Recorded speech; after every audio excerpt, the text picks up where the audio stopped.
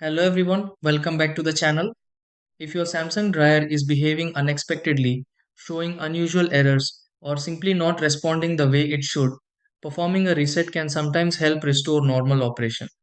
Temporary software glitches and power interruptions can affect how the Samsung dryer functions, causing problems with the controls or cycle performance.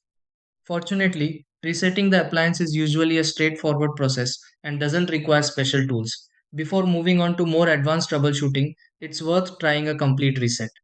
In this video, I'll walk you through several simple steps that can help reset your Samsung dryer properly. Try these. Step 1. Turn off the Samsung dryer and stop any active cycle.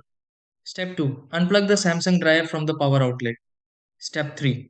Leave the Samsung dryer disconnected for several minutes to clear temporary settings. Step 4. Reconnect the Samsung dryer to the power source. Step 5. Close the door of the Samsung dryer securely before restarting it. Step 6.